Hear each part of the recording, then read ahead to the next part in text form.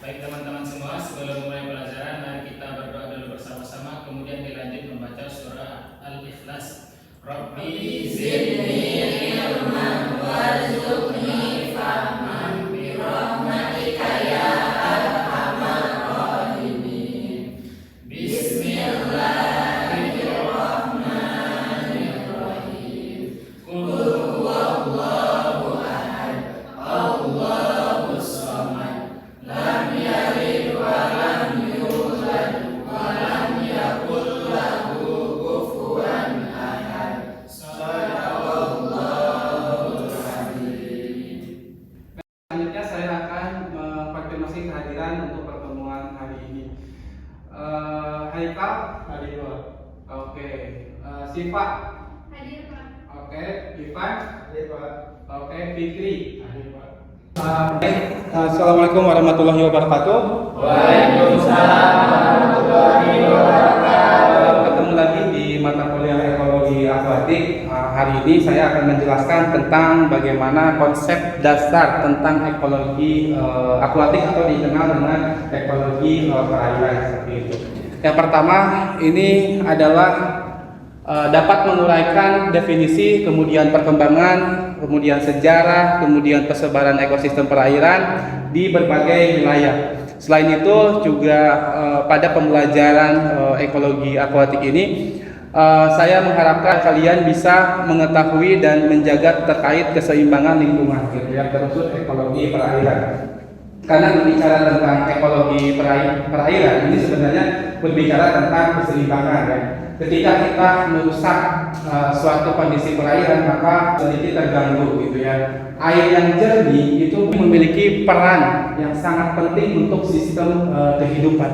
Dan di sini tujuan-tujuan pembelajaran ekologi perairan ini memenuhi CPMK dari CPMK 1, di mana CPMK 1 ini adalah capaian pembelajaran mata kuliah yang mampu memahami unsur-unsur dasar biologi akuatik khususnya. Kemudian di sana kita akan mempelajari tentang bagaimana adanya interaksi antara organisme dan lingkungan gitu, faktor-faktor yang mempengaruhinya. Seperti itu. Kemudian ini juga akan menunjang daripada capaian pembelajaran jurusan. Nanti setelah kalian lulus itu diharapkan itu kalian mampu menguasai konsep aplikasi biologi gitu ya. Kemudian di sini ada teknologi yang relevan yang dapat membantu dalam pengelolaan sumber daya alam seperti itu. Ya, jadi harapannya setelah nanti kalian lulus itu kalian punya analisis terkait permasalahan lingkungan khusus di permasalahan perairan seperti itu ya. Jadi diharapkan nanti setelah pembelajaran ini kalian mampu setidaknya mengetahui tentang definisi, kemudian ada sejarah perkembangan ekologi perairan, kemudian bagaimana distribusi ekologi perairan itu sampai pada kesimpulan ya seperti apa yang harus kita lakukan mengenai ekologi perairan itu sendiri. Oke, sebelum lebih lanjut saya mau mereview materi yang sebelumnya saya sampaikan. Ada yang mau mereview hasil pertemuan sebelumnya seperti apa? Izin review, Pak. Ya, silakan. Ayo, silakan. Izin mereview Pak terkait materi di minggu sebelumnya, yaitu yang pertama mengenai kontrak perkuliahan, kemudian RPS atau pembahasan RPS atau rencana pembahasan selama 1 semester ke depan, kemudian selayang pandang terkait ekologi akuatik atau ekologi perairan yang dimana di dalamnya mencakup mengenai jenis ekosistem perairan seperti sungai, danau, kemudian kolam, ada juga laut lepas dan juga estuari, kemudian dibahas juga terkait terumbu karang. Kemudian selanjutnya itu mengenai komponen biotik dan juga abiotiknya yang dimana komponen tersebut juga mendukung terhadap ekosistem perairan. Kemudian selanjutnya yaitu ada parameter-parameter yang digunakan untuk mengecek kualitas perairan, diantaranya itu ada parameter biologi, kimia, dan juga fisika. Kemudian selanjutnya yaitu ada dampak aktivitas manusia terhadap ekosistem perairan. Nah, untuk lebih lanjut tentang bagaimana konsep dasar ekologi perairan, saya mau juga peninjauan awal ya terkait bagaimana pengetahuan kalian tentang ekologi perairan. Silakan. Selanjutnya kalian untuk masuk ke aplikasi Mentimeter. Silakan masuk ke www.menti.com. Kemudian kalau nggak pakai website bisa masuk barcode yang ini ya, tinggal scan barcode.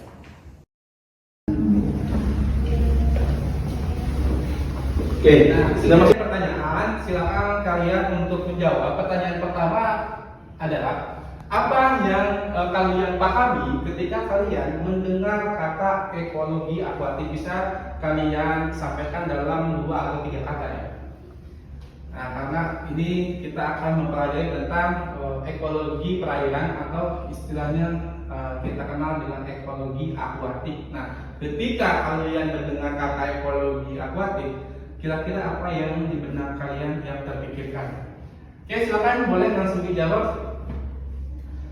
Di sini ya ada yang menjawab tentang air, water, perairan, lingkungan perairan, kemudian apalagi danau, ikan, makhluk hidup, kemudian apalagi di sini ada parameter biotik dan abiotik. Oke, ada lagi yang belum menjawab? 3 orang lagi, silakan. Ini ada interaksi makhluk hidup, kemudian di sini ada estuari, kemudian ada keseimbangan. Baik, secara keseluruhan sudah menjawab. Ya, pada intinya ini semua yang kalian jawab memang saling berkaitan dan berhubungan. Bahwasanya kita akan mempelajari ekologi akuatik, di mana ekologi akuatik ini sebuah kajian yang mempelajari bagaimana interaksi antara faktor biotik dan abiotik yang akan mendukung satu sistem kehidupan. Sempat saya sampaikan bahwa kenapa sih kita penting untuk mempelajari ekologi akuatik atau ekologi perairan.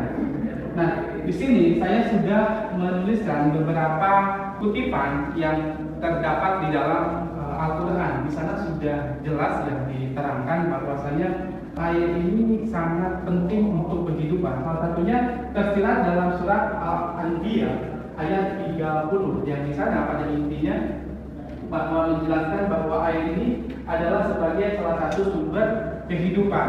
Dan ayat 30 ini menerangkan bahwa apakah orang kafir tidak mengetahui bahwa dulunya bumi dan langit itu menyatu, kemudian kami pisahkan, kemudian kami menjadikan segala sesuatu yang hidup itu berasal dari air, gitu ya. Dan apakah mereka tidak beriman? Nah, itu kutipan yang tersirat dalam surat Al-Anbiya seperti itu. Oke, di sini saya perlihatkan sebuah video. Nanti silakan bisa kalian paparkan ketika kalian melihat video seperti ini. Kemudian di sini disajikan beberapa kondisi gambaran bagaimana kondisi ekosistem perairan yang ada di sekitar kita. Ya, silakan, Diana. Jadi dalam video itu terjadinya fenomena banjir yang sering terjadi di beberapa wilayah yang dimana daerah itu dekat dengan adanya aliran sungai. Apalagi banjir ini terjadi pada cuaca musim hujan. Nah, di mana banjir ini diakibatkan adanya pembuangan sampah yang menyebabkan air itu menjadi tersumbat dan air menjadi meluap gitu. Oke, iya betul seperti itu ya. Dan ini fenomena-fenomena yang ini menjadi salah satu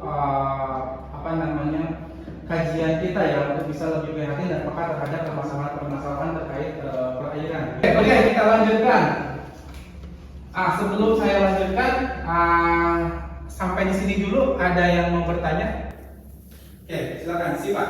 Izin bertanya Pak, dari tadi yang Bapak jelaskan gitu, bagaimana cara kita mengetahui dan mengukur suatu perairan itu tercemar atau tidak? Oke, baik. Tadi Pak bertanya bagaimana kita bisa mengukur bahwa perairan tersebut tercemar atau tidak. Nah, banyak hal yang bisa dijadikan sebagai indikator yang pada umumnya bahwa kita bisa mengetahui kondisi perairan tercemar atau tidak. Yang pertama bisa dilihat dari secara fisik gitu ya. Lihat dari kondisi tadi ya, perairannya warnanya, kemudian apakah dari bau yang mungkin dirasakan, kemudian pH dan lain sebagainya. Kemudian kalian bisa mengukur dari parameter kimia lebih kondisi komposisi kimianya. Mulai dari komposisi kimia yang berhubungan dengan nanti parameter biologi ya, COD, DOD, bagaimana kimia organiknya, kemudian bahan organiknya apakah melebihi batas yang ditentukan atau tidak. Kemudian kalau di sini penambangan bisa dilihat dari kondisi logam beratnya gitu ya, apakah mengandung logam berat atau tidak. Kemudian parameter lainnya seperti sianida dan lain sebagainya juga itu bisa dicek gitu, apakah perairan tersebut itu tercemar atau tidak. Nah, dan yang paling utama adalah kita bisa melihat indikator-indikator pencemaran suatu perairan itu dari indikator biologinya. Jadi ada beberapa organisme yang bisa dijadikan sebagai indikator bahwa si perairan tersebut dalam kondisi tercemar atau tidak. Jadi SIPA secara umum ada 3 parameter yang bisa dilakukan gitu ya, bisa dilihat dari secara fisik, kimia, dan biologi. Dan itu satu kesatuan secara sistem ya. Ya, silakan, Ipan. Izin bertanya Pak, yang tadi sudah disampaikan oleh Bapak, salah satunya ada parameter biologi. Nah, apa saja yang menjadi parameter biologi pada ekologi perairan? Oke, baik, bisa IPAN jadikan sebagai acuan, sebagai indikator. Salah satu sederhananya, IPAN bisa menggunakan organisme plankton. Plankton itu adalah merupakan salah satu organisme yang mengapung di perairan gitu ya. Itu terbagi dua secara umum, ada yang mirip ke tumbuhan, ada yang mirip ke hewan, ada zooplankton, ada fitoplankton.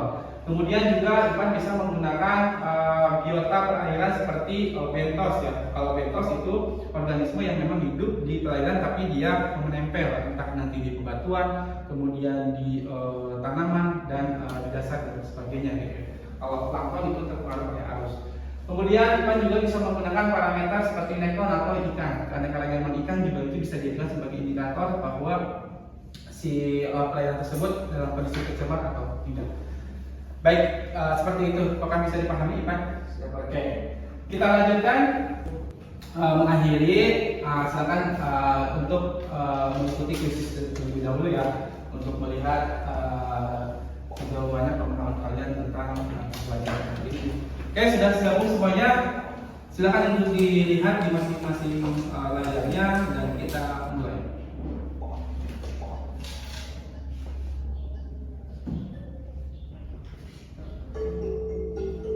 Ya, silakan di layarnya itu ada tertera soal, kemudian pilihan dan silakan untuk dijawab. Silakan di layar sudah tampil, ada pertanyaannya, kemudian juga ada pilihan ganda yang harus kalian isi gitu ya. Sebelum kita akhiri untuk pertemuan hari ini. Ya, kita lihat di sini waktunya sudah habis. Siapa yang menjadi pemenang pertama pada pertemuan hari ini? Ya, di sini ada Riana yang pertama, dan yang ketiga ada Fikri. Wah, selamat ya kepada pemenang kuis hari ini. Dan di sini nanti menjadi data juga buat saya melihat bagaimana penilaian hasil pertemuan pada hari ini. Oke, kita lanjutkan terakhir mungkin. Terakhir dari materi saya dapat disimpulkan bahwa ekologi perairan atau ekologi akuatik ini adalah salah satu ilmu yang mempelajari tentang interaksi antar organisme, kemudian lingkungannya, kemudian di sana juga mencakup tadi yang sudah saya sampaikan terkait bagaimana strukturnya, kemudian fungsinya serta distribusi organisme tersebut gitu ya. Nah, diharapkan nanti kalian bisa mengkaji, menguraikan dan menganalisis lebih jauh terkait permasalahan lingkungan, terkhusus pada permasalahan ekologi akuatik atau ekologi perairan, gitu ya. Sehingga diharapkan nanti kalian mempunyai solusi dan mempunyai tanggung jawab untuk menyelesaikan permasalahan-permasalahan di lingkungan perairan. Terakhir dari saya, bahwasanya menjaga air ini berarti menjaga kehidupan gitu ya. Ekologi perairan ini bukan hanya sekedar ilmu, akan tetapi panggilan untuk peduli pada sumber kehidupan kita. Mungkin dari saya cukupkan sekian, kita ketemu lagi di pertemuan berikutnya. Mohon maaf apabila ada kekurangannya. Terima kasih atas perhatiannya. Wassalamualaikum warahmatullahi wabarakatuh. Waalaikumsalam warahmatullahi wabarakatuh. Terima kasih Pak. Ya.